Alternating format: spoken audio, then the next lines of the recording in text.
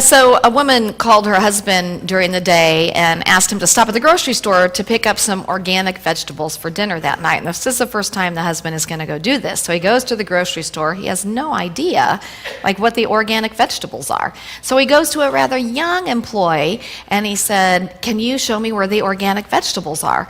And this young kid didn't really know. And so finally the husband just looked and he said, "So have they sprayed any poisonous chemicals on these?"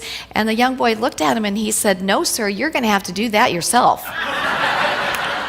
Where's my drum? I know, right?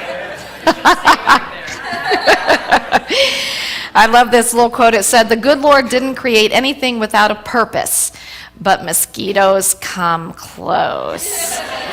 You know, when we were blessing the insects, I thought, the moment that I bless the insect, bless you. Bless you.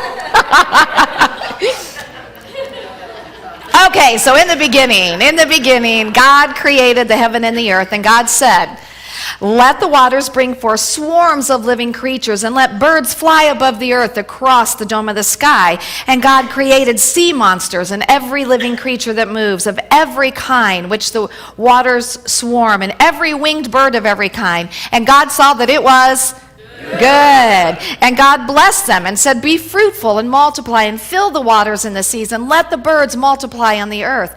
And there was evening and morning, the fifth day. And God said, "And let the earth bring forth living creatures of every kind, cattle and creeping things and wild animals on the earth of every kind." And it was so, and God made all of these animals. And God saw that it was good. And then God said, "Let us make humankind in our image and likeness." And so he created them, male and female. And God blessed them. And God said to them, "Be fruitful and multiply, and fill the earth and subdue it, and have dominion over the fish of the sea, and over the birds of the air, and over every living thing that moves upon the earth." And God said, "See, I have given you every plant yielding seed that is upon the face of all the earth, and every tree with seed in its fruit, and you shall have them for food. And to every beast of the earth, and to every bird of the air, and to every creepy crawly thing, everything that has breath of life, I have given a green plant for food." And God saw that everything that he had made, and God said it was very good. Yes. And so this Wednesday is Earth Day. And this is the first time I'm actually doing a talk based around Earth Day. And a part of this is, I think, the whole leveling up that we're doing, and unity as a whole has really been coming forefront with social spiritual action. And this is definitely spiritual action for us. But I really am not well educated in this, and so Louise Mann, who goes to our church and is an environmental activist, was here on a Wednesday night, and I said, "Hey, Louise, I'm going to do this talk for Earth Day, and I would just really like some input." And she said, "Okay." So in 2 days, this is what I had.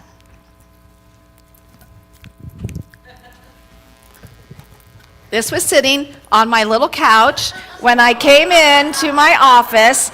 And for those who are listening, it's a cute trash can that's the kind of a stuffed animal kind of thing. And he's happy if we're doing good things, and he gets sad if we're not.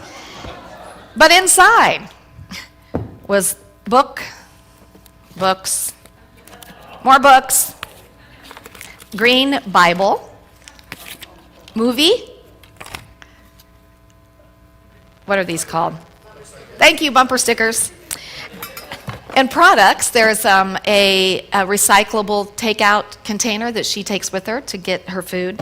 Obviously, a water bottle and some eco-friendly soap. And so I'm just psyched. I'm like, oh my gosh, this is great. Now, mind you, this is a week before I'm going to do my talk. And I have Wednesday night service. I had a celebration of life this week, so I have other things that I'm doing. So I start reading. And I start, as much as I can, I start reading and reading, and all of a sudden I got so overwhelmed because there's so much information. And I do want to tell you that I was still working on this talk at about 10 o'clock last night. Truly, this talk was a birthing process. There was a lot of labor pains in it because I was thinking, how do I bring this all together in a way that hopefully my goal today is to raise awareness and to encourage us to do what we can do to create a future that is a sustainable and wonderful future for generations to come with our grand and glorious Mother Earth. So I do want to share with you today that this is going to be a trash talk. And while I'm not going to try to dump too much on you, I know that you can handle the information that I'm going to share with you. And even though when we talk about trash, it can be a pretty stinky subject, I am going to try to make this as pleasant to your senses as I possibly can. So, first we're going to talk about how did Earth Day come about. Earth Day is this Wednesday, April 22nd. And back in 1969, founder Gaylord Nelson, who was then a U.S. Senator for Wisconsin, after witnessing the ravages of the massive oil spills in Santa Barbara, and then also inspired by the student anti-war movement, realized, and I'm just going to read this, that if he could infuse that energy with an emerging public consciousness about air and water pollution, it would force environmental protection onto the national political agenda. So in 1970, April 22nd was the first Earth Day, and 20 million Americans gathered in parks and in colleges and universities and in streets and auditoriums to demonstrate for a healthy, sustainable environment.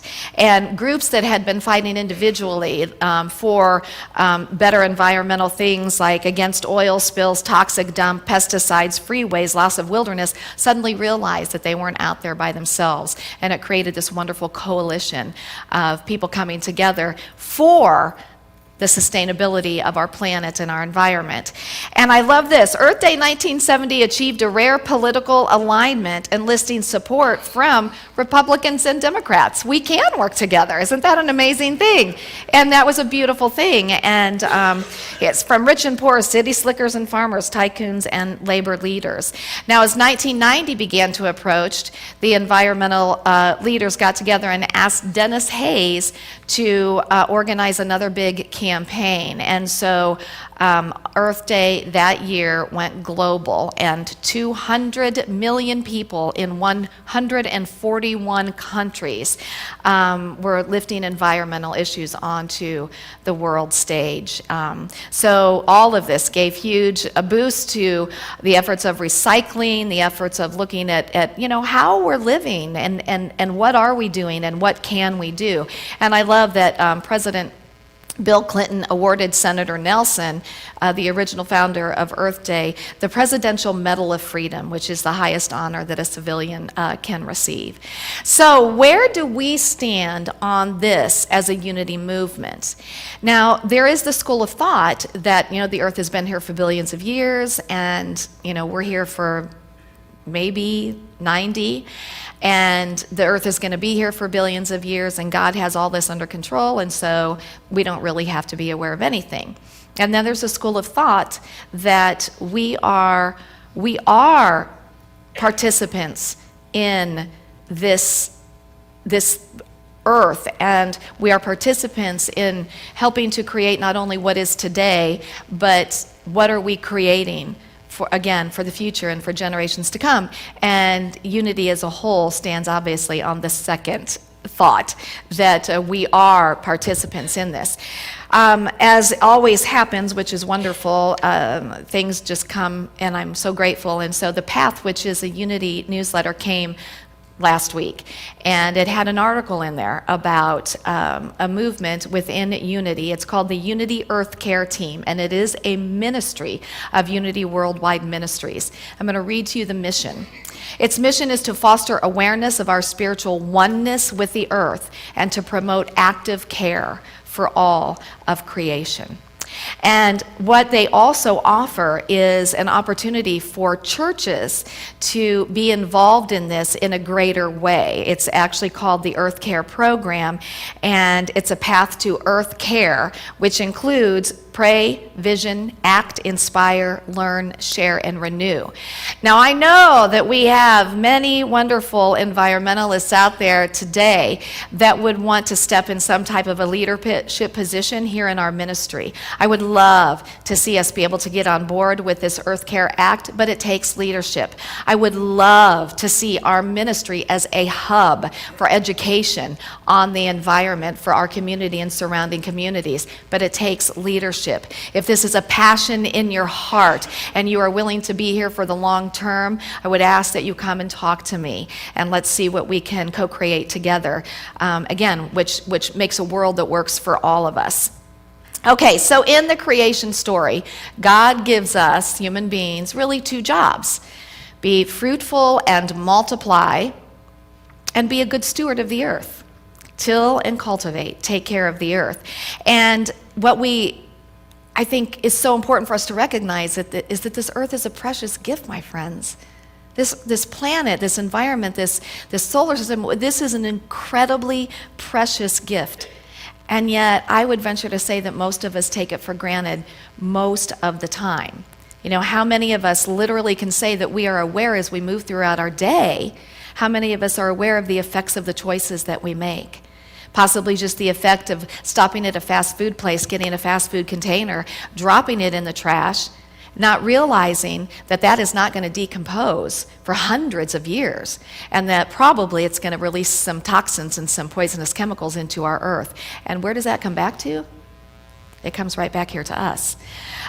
We often talk about interconnectedness in unity, and we usually talk about that in the realm of our oneness with God, our oneness with the Creator, our oneness with the divine, with all that is, and in that our oneness with each other, and trying to live from that place of recognizing that we are one energy. And we touch on our oneness with the plants and the animals and the earth as a whole.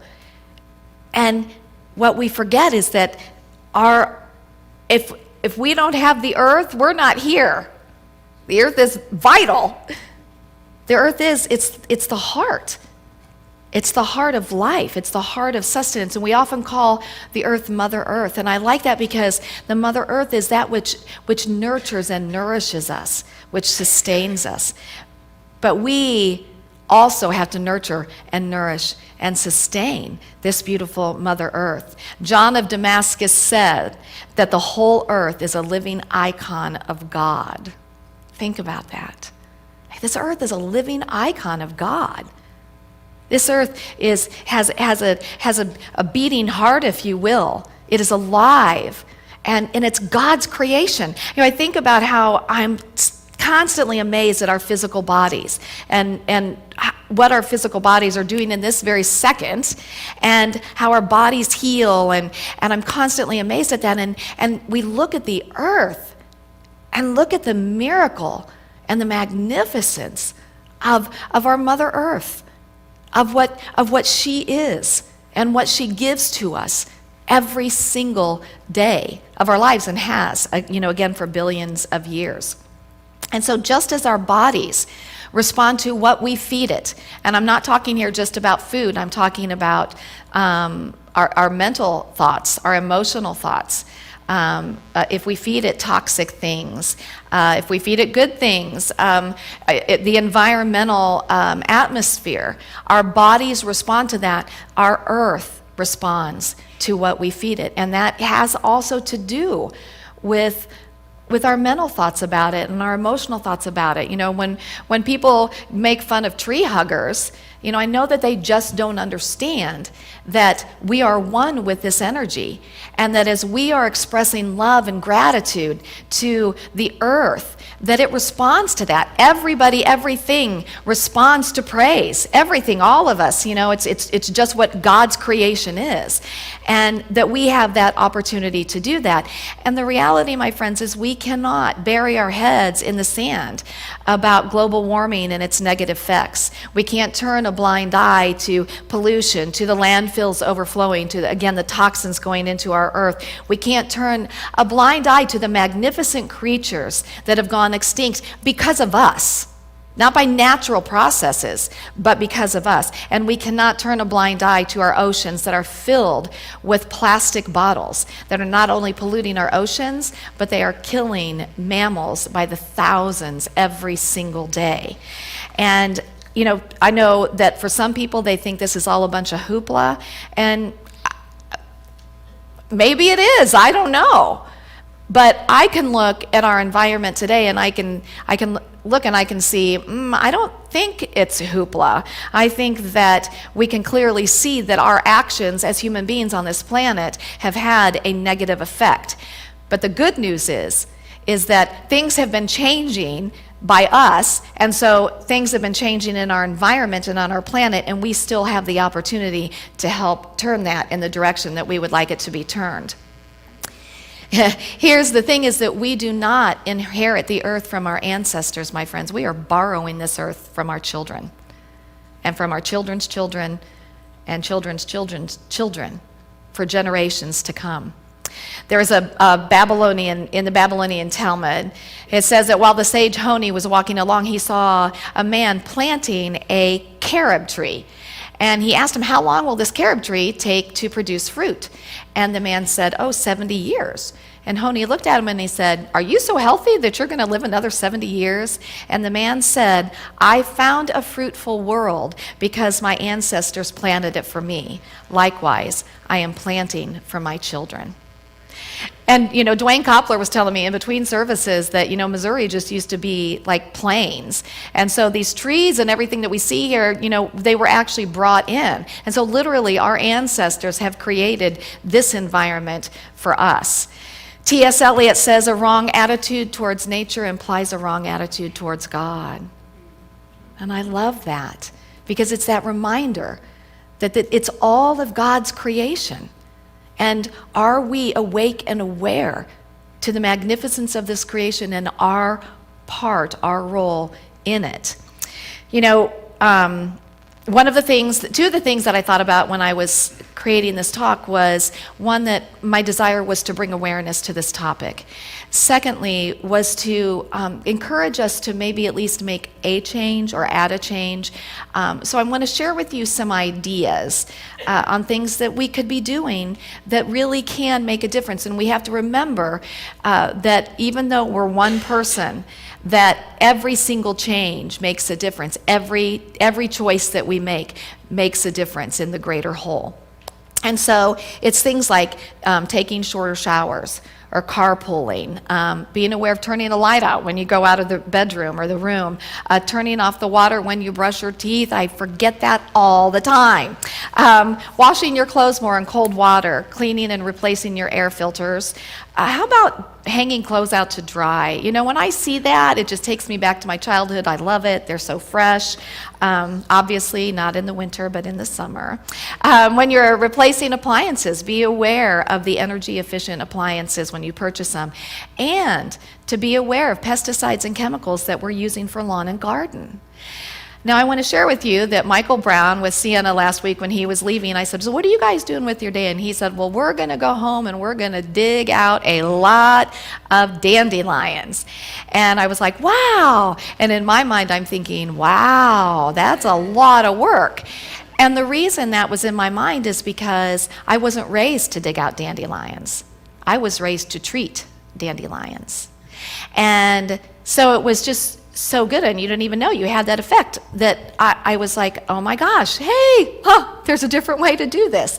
And the thing about when we're making a choice to be more environmentally aware is that things are going to take us a little longer. But here's the thing, is that we live in such a fast-paced world, my friends. Everything goes so fast. And I think it's really a blessing when we can slow down and become just more one with nature and with our Mother Earth. And I did find out that there's a product I'd like to treat my lawn for ticks and fleas. And there's a product called diatomaceous earth that is a non-toxic product that I can, and you have to be aware of how you do it, but put on my lawn, and it will kill any of the skeletal things like that. But the thing is, it's not going to be a one-time treatment. I'm going to have to do it numerous times throughout the year. But it's worth it to do that, because every time I do that, I know I'm not adding toxic things into the earth. Another thing you can do is plant something. Plant a tree, plant a garden, plant flowers, just plant something. And I was reading somewhere, like you wouldn't even imagine how many trees are felled each year. And most of those trees are felled for, many of them I should say, but a majority of them for paper.